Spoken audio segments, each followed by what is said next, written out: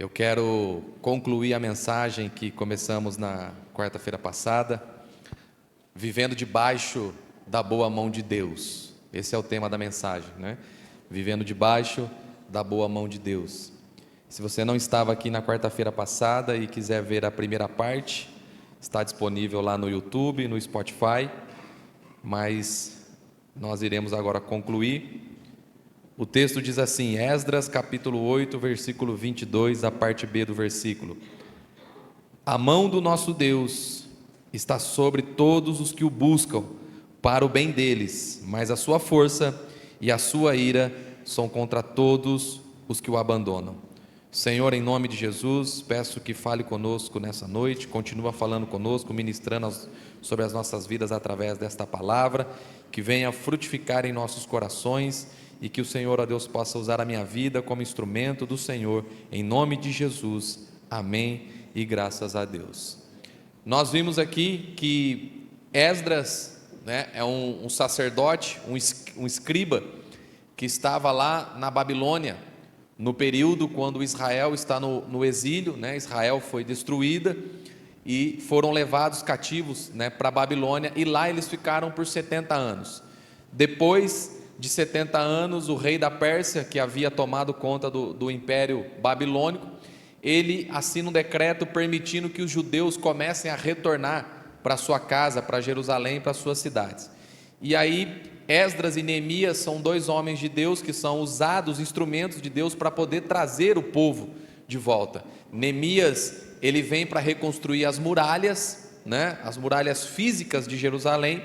Já Esdras, ele vem com o propósito de reeducar o povo, de trazer de volta a religião, a prática da religião, de volta a Jerusalém. O templo que havia sido destruído já estava reformado, estava pronto, mas precisava das pessoas e restabelecer todo o culto e o ensino da palavra para o povo de Israel. Então Esdras, ele vem, ele recebe a autorização do rei e ele vem, começa a preparar o povo para voltar para Jerusalém. E aqui nós vemos que Esdras, ele vai falar por pelo menos 6 vezes aqui no seu livro, a respeito da boa mão de Deus. Por 6 vezes ele fala, a boa mão de Deus estava sobre mim, ou estava sobre nós, né?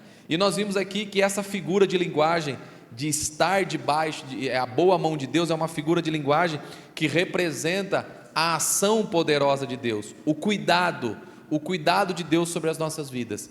E eu falei que nós temos que estar debaixo da mão de Deus, não é a mão de Deus que vai vir nos procurar, somos nós que temos que ir e nos colocar debaixo da mão dele, né? Somos nós que buscamos ao Senhor, conforme o texto que foi lido aqui, ele diz que a mão de Deus está sobre todos os que o buscam. Então a mão de Deus, ela está disponível para nós, está disponível para a minha vida, está disponível para a sua vida, basta nós nos colocarmos debaixo das suas mãos. E quando nós nos colocamos debaixo das suas mãos, algumas coisas acontecem, né? A mão de Deus age em nosso favor. E na semana passada, depois você pode ver lá, mas eu falei, né, em primeiro que a mão de Deus, ela nos concede favor, né? Em segundo lugar, que a mão de Deus, ela nos guia e nos acompanha durante todo o caminho, durante toda a vida.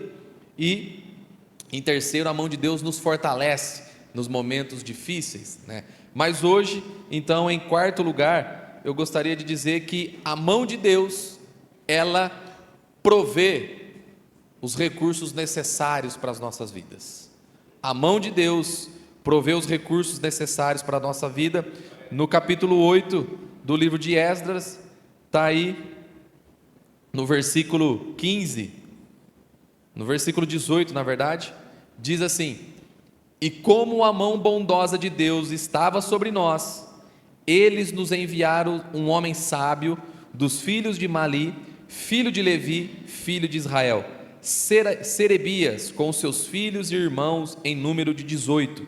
Também mandaram Assabias e com ele Jesaías, dos filhos de Merari, com seus irmãos e os filhos deles, em número de 20, e dos servidores do templo que Davi e os príncipes haviam escolhido para ajudar os levitas, 220, todos eles mencionados nominalmente. É a quarta vez aqui que Esdras menciona que a mão de Deus estava sobre ele. Mas o que está acontecendo aqui? Esdras está se preparando para ir para Jerusalém, ele está ainda na Babilônia, ele reúne o povo, ele vê a quantidade de pessoas que está junto com ele, ele tem ali todo o ouro e toda a prata que nós vimos que o rei, supriu ali as necessidades, mas quando, lembra que eu disse que ele está indo para Jerusalém para restaurar o culto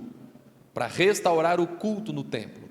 Então, para que isso fosse possível, ele tinha algumas necessidades, precisavam de algumas coisas específicas. E quando Esdras olha para o povo que estava ali com ele, se preparando para ir para Jerusalém, ele identifica um problema, ele identifica uma necessidade: não tem levitas no meio do povo. E se a gente se lembrar, a tribo de Levi, chamados levitas, eles eram a única tribo que eram dedicadas a Deus, eram pessoas que foram separadas, escolhidas por Deus para servirem no templo, Todos os levitas trabalhavam no templo, ali tinha várias funções, inclusive uma delas eram ser músicos. Davi instituiu de alguns levitas que tinham talento para a música, para poder cantar, para poder louvar e adorar, É por isso que é costume a gente ouvir falar que o grupo de louvor é chamado de levitas, mas levitas são todos aqueles que trabalham na casa do Senhor, não apenas músicos, todos eles serviam e trabalhavam. E para restaurar o culto em Jerusalém, precisava dos levitas, não podia colocar qualquer pessoa, porque também dentro da família dos levitas estavam os sacerdotes, que algumas coisas específicas no templo somente os sacerdotes podiam fazer. Então, sem levitas, sem culto, não podia fazer culto sem levitas. Podia ter templo, podia ter animais para o sacrifício, podia ter todos os objetos, todos os utensílios, mas se não tivesse levita, não podia ter culto. Então, ele tinha que identificar uma necessidade, ele precisava de levitas. Então ele pega aqui alguns líderes, se a gente olhar os versículos anteriores, ele pega aqui alguns líderes e manda ir em busca do povo. E o resultado de tudo isso é a chegada. Alguns líderes voltam para ele, trazendo quem? Famílias de levitas, que foram esses textos que nós lemos aqui, de uma família 18, da outra família 20, e dos servos ali que trabalhavam mais de 200. Ou seja, a necessidade de Esdras foi suprida. Deus providenciou aquilo que ele precisava. Havia uma necessidade específica para uma função essencial para o bom andamento do culto, e Deus providenciou. Isso nos ensina que Deus conhece as necessidades, Ele sabe as necessidades da sua obra, da sua casa, como eu estou falando, igreja, e da sua casa também, da sua vida. Ele sabe e conhece todas as suas necessidades. Antes de você perceber as necessidades, Ele já sabe, e Ele já está providenciando uma necessidade. Deus provê todas as nossas necessidades. Eu falei um pouco aqui no domingo sobre isso. Ele é Jeová Jirê, o Deus que provê. Deus levanta pessoas, Deus ele supre as necessidades levantando pessoas.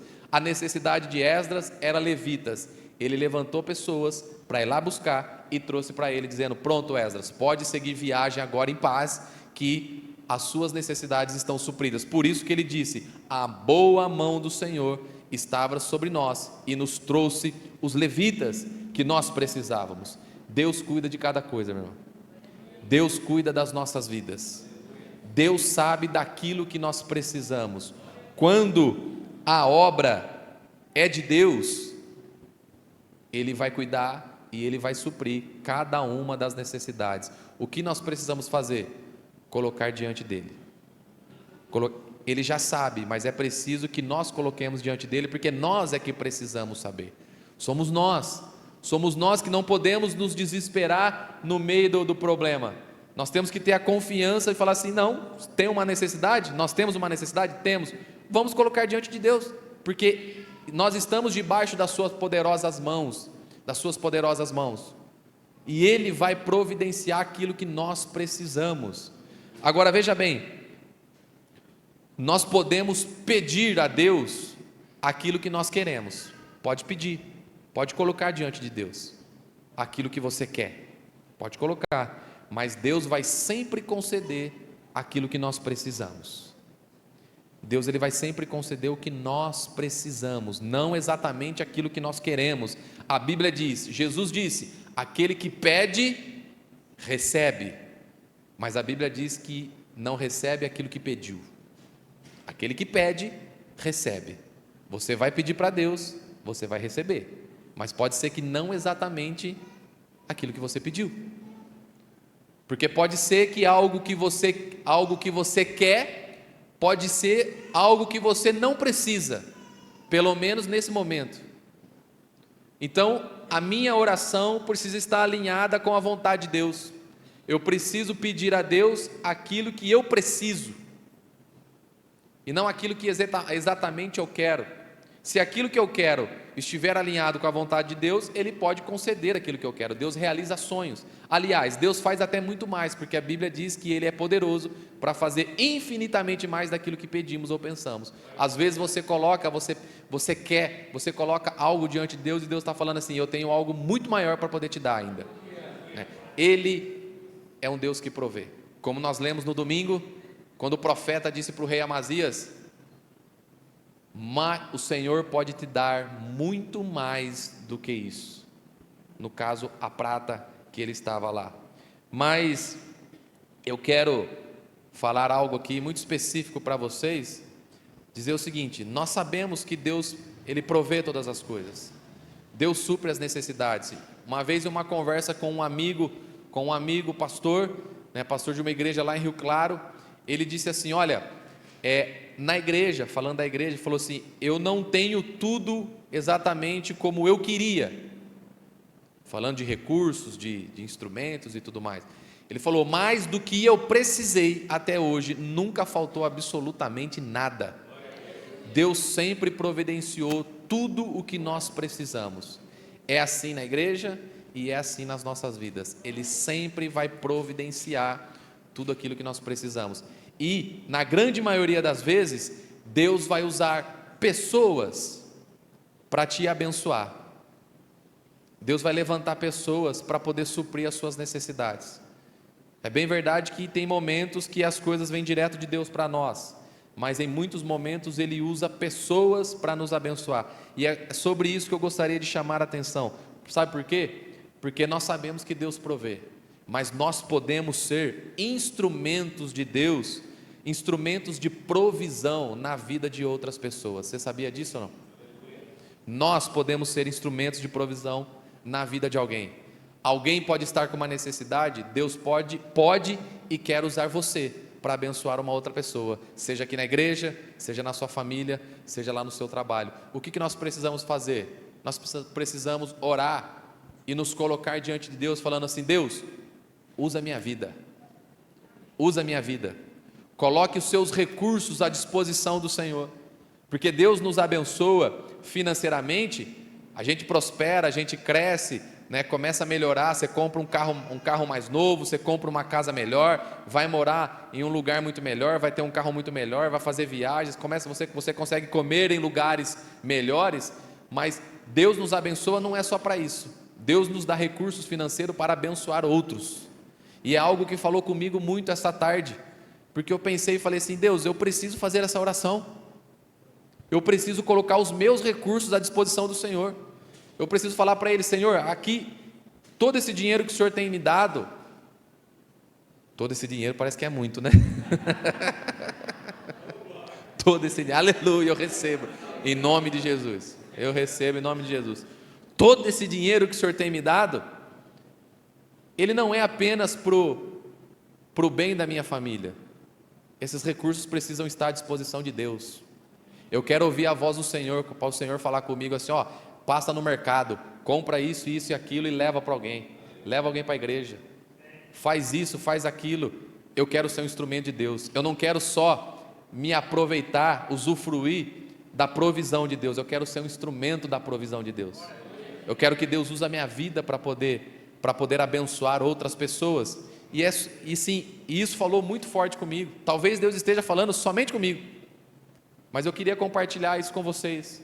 Se coloque à disposição de Deus, coloque a sua vida, o teu trabalho, o teu dinheiro, os teus recursos à disposição do Senhor, porque Deus não deixa faltar nada para ninguém. Se você faz para abençoar alguém, de alguma outra maneira você vai ser abençoado. Não é por isso que nós temos que fazer, mas Deus não fica devendo nada para ninguém. Ele é provedor, Ele é provedor. Ele não vai deixar faltar absolutamente nada na sua vida. Então ore a Deus, fala: Senhor, no que eu posso ser útil? No que eu posso ser um instrumento de provisão? No que eu posso ser útil na igreja? De repente há uma necessidade da igreja, que o suprimento dessa necessidade pode ser você. Pode ser você. O Senhor conhece as necessidades. Nós podemos ser instrumentos de provisão. Amém, gente? Amém. Você crê nisso? Amém. Glória a Deus. Em quinto, em último lugar, quando nós estamos debaixo da poderosa mão de Deus, ela nos protege dos inimigos. Capítulo 8, versículo 31 diz assim: partimos do rio Ahava no dia 12 do primeiro mês, a fim de irmos para Jerusalém. E a mão do nosso Deus estava sobre nós e nos livrou das mãos dos inimigos e dos que nos armavam ciladas pelo caminho. Esse texto é Esdras testificando a sua confiança em Deus, que ele expressou no capítulo 22. Era uma viagem muito longa. Nós vimos semana passada que era uma viagem de 3 meses aproximadamente, muito longa, com muitas pessoas, e eles estavam levando ouro, prata, era perigoso, podia ter ladrões, homens desonestos no meio do caminho. E Esdras, ele disse, alguns versículos antes, que ele não quis pedir para o rei uma escolta de soldados, porque ele disse: eu falei para o rei que a mão do Senhor vai nos acompanhar. Esdras não está aqui sendo imprudente, sendo louco aqui ao ponto de falar: não preciso isso, não é isso que ele está falando. Ele está dizendo o seguinte: a nossa segurança está no Senhor. Foi o Senhor que me convocou para essa obra. Se Ele me convocou, Ele vai nos guardar em todo o caminho. Ele vai nos guardar dos perigos nessa jornada. Meu irmão, Deus é a nossa segurança. Ele é a nossa segurança. Nós fazemos aquilo que nos cabe e o resto fica com Deus. Não adianta você chegar e falar assim: o Senhor é minha segurança, vou sair de casa e deixar a porta aberta. Isso é tentar ao Senhor. Qual que é a nossa parte? Passa a chave na porta e o Senhor vai guardar. Se a gente bobear, uma coisa ruim pode acontecer. Uma vez, logo que eu mudei na minha casa, eu acabei dando um vacilo lá um dia, fui ajudar uma pessoa, deixei a garagem aberta. Depois à noite fui para o culto de jovens na igreja. Quando eu volto do culto, minha casa estava aberta. Entraram na minha casa e levaram algumas coisas. Eu não sei porquê, mas levaram as camisas do Corinthians. Não sei se uma coisa... Até hoje eu não entendi, porque levaram só as camisas do Corinthians. Eu já vi gente andando para a rua com a minha camisa do Corinthians escrito Vitor. Verdade, já vi andando para a rua.